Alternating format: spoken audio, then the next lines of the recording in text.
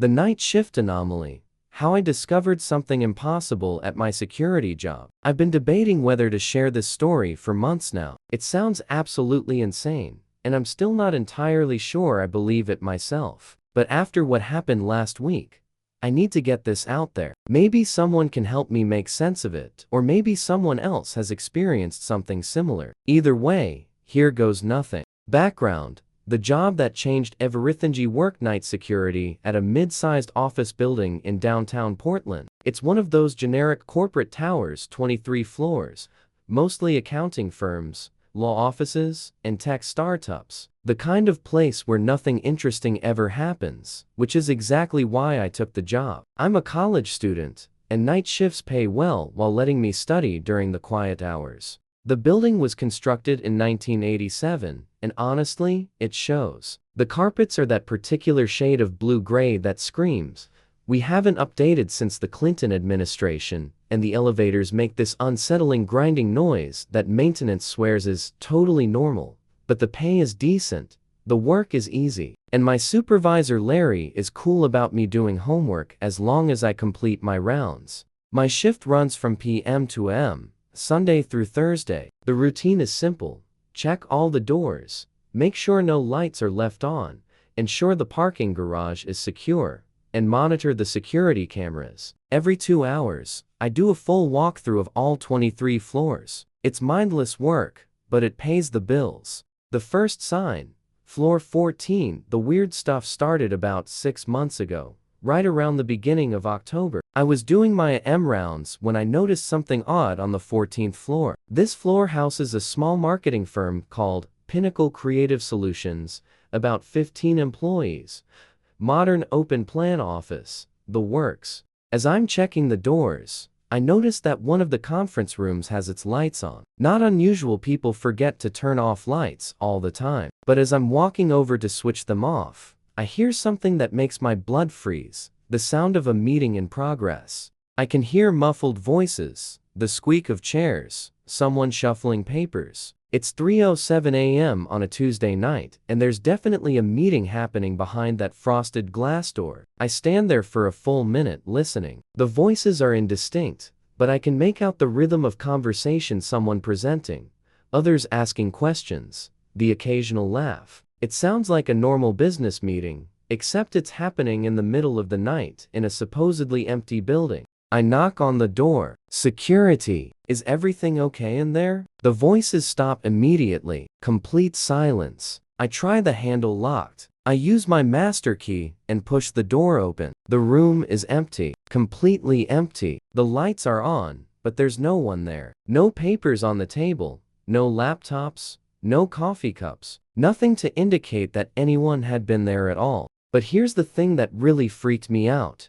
The room was warm. Like, noticeably warm. As if it had been full of people for hours. And there was this faint smell of coffee in the air. I checked the security cameras later. The hallway camera showed me walking up to the door, standing there, then entering the room. But it never showed anyone else. No one entering or leaving. According to the cameras, I was talking to an empty room. The pattern emerges after that first incident. I started paying closer attention during my rounds, and that's when I realized it wasn't just a one-time thing. Every Tuesday night, around AM, I would hear activity on the 14th floor. Sometimes it was the conference room, sometimes it sounded like it was coming from the main office area. Phones ringing, printers running, the hum of conversation. The sounds of a normal workday, except happening in the dead of night.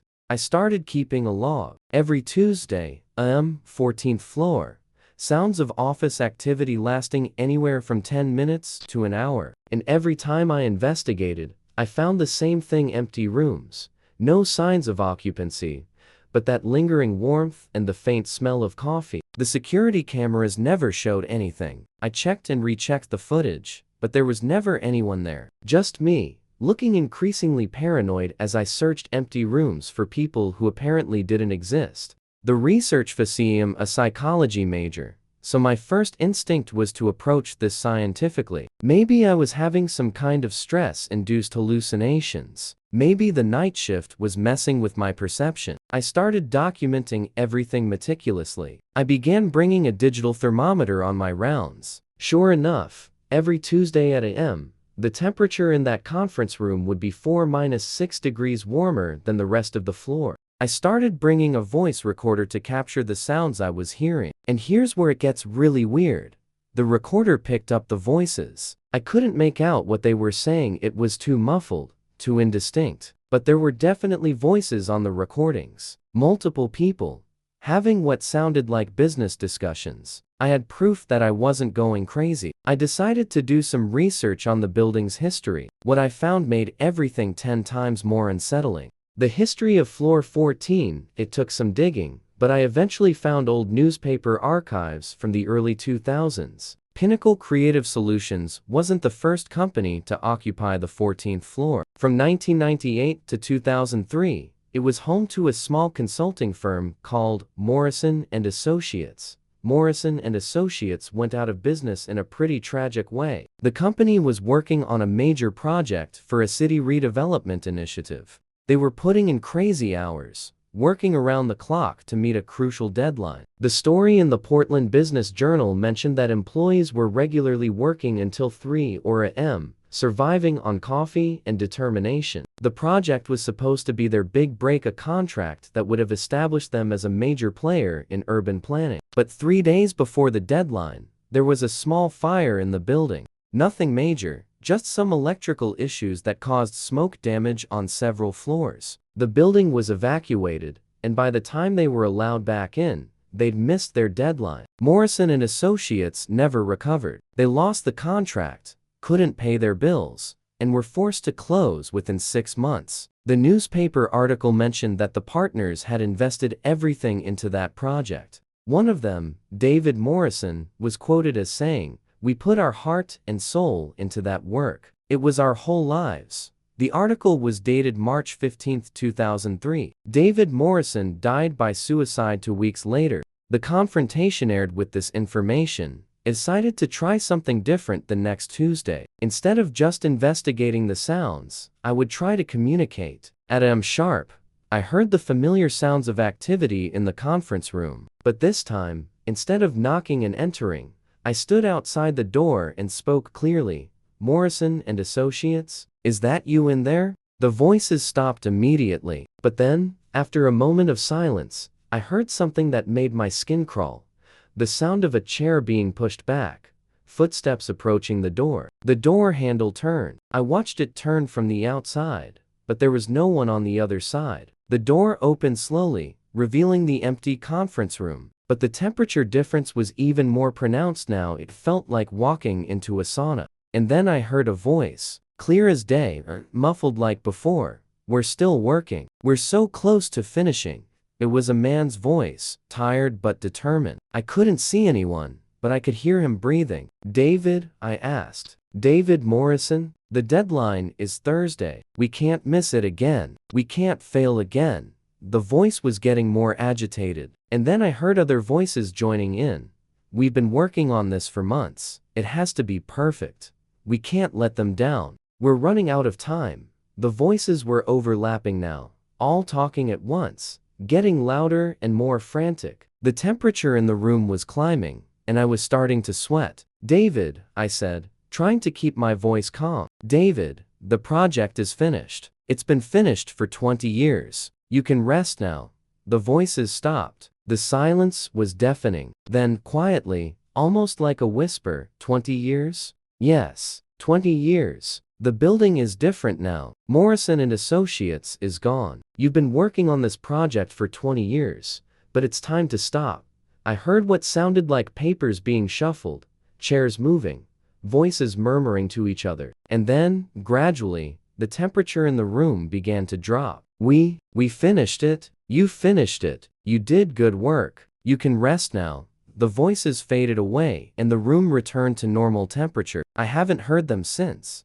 The aftermath that was 3 weeks ago. I've done my Tuesday rounds every week since then, and the 14th floor has been completely quiet. No voices, no unusual temperatures, no sounds of phantom meetings. But last week, something else happened that's made me question everything again. I was doing my usual rounds on a Thursday night when I noticed something on the 16th floor. The law firm up there, Brennan and Associates, had their lights on in one of the offices. As I approached to turn them off, I heard the familiar sound of typing, phones ringing, and quiet conversation. I checked the building directory. Brennan and Associates has been in the building since 2019, but when I researched the 16th floor's history, I found something interesting.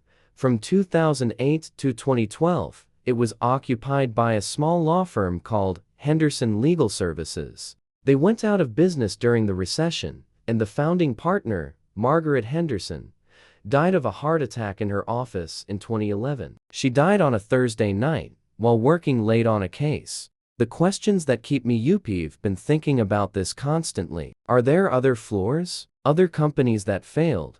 Other people who died while working too hard, too long, too desperately? Is the whole building filled with phantom employees, still showing up for jobs that ended decades ago? And here's what really bothers me. What if they're not actually gone? What if they're still there, still working, still trying to meet deadlines that will never come? What if my conversation with David Morrison didn't help him move on, but just made him realize how much time he's lost? I've been researching the building's complete history, and I'm finding a pattern. Small businesses that failed, people who died from stress-related causes, companies that went under because they couldn't keep up with the demands of modern business. It's like this building is a magnet for work-related tragedy. The strangest part is that I'm not scared anymore. I feel sorry for them. These people worked themselves to death, literally and figuratively, and somehow they're still here, still trying to finish projects that no longer matter. The current situation, I'm still working the night shift, but I'm approaching it differently now. Instead of just doing security rounds, I'm documenting everything. I'm recording the sounds, measuring temperatures, and researching the history of every company that's ever occupied this building. I've started carrying a small recorder and a notepad. When I encounter these phantom employees, I try to talk to them. I tell them about the current date, about how the world has changed, about how their work is finished and they can rest. Some of them listen, some of them fade away, others just keep working, oblivious to my presence. Last Tuesday, heard typing coming from the 8th floor. When I investigated, I found an office that should have been empty, but the computer was on and I could hear the sound of rapid typing. I sat down at the desk and started typing my own message. Your work is finished. You can go home now. The typing stopped. The screen went dark. I haven't heard anything from the 8th floor since. What I need to know, I'm posting this because I need to know. Has anyone else experienced something like this? Are there other buildings where people worked themselves to death and somehow never left? And more importantly, am I helping these people find peace? Or am I just disturbing something that should be left alone? I've got 4 more months on this job before I graduate. I'm not sure if I should quit or stay and try to help as many of these phantom employees as I can. Part of me feels like I have a responsibility to them, like I'm the only one who can hear them, the only one who can help them realize that their work is done. But another part of me wonders if I'm in over my head. What if there are some employees who don't want to be told their work is finished? What if there are some who died angry, bitter, and resentful? What if not all of these phantom workers are as harmless as David Morrison? I'm going to keep documenting everything. I'm going to keep trying to help them find peace. But I needed to share this story, if only to remind myself that I'm not going crazy. The next time you're working late at the office, just remember, you might not be the only one there. And sometimes, the most important work you can do is knowing when to stop. Update. I'm getting a lot of DMs asking for more details. I'll try to post updates as things develop. For now, I'm going to focus on helping whoever I can. If you've experienced something similar, please reach out. I'm starting to think this might be more common than we realize. Edit. Holy crap, this blew up. I didn't expect this kind of response. I'm reading all your comments and DMs. To answer the most common questions, yes, I'm still working there now. I haven't told my supervisor. Larry would think I'm insane. Yes, I'm planning to investigate more floors now. I'm not making this up. I'll post another update next week after I've had a chance to explore more of the building's history. Thank you all for the support and for sharing your own stories. It helps to know I'm not alone in this.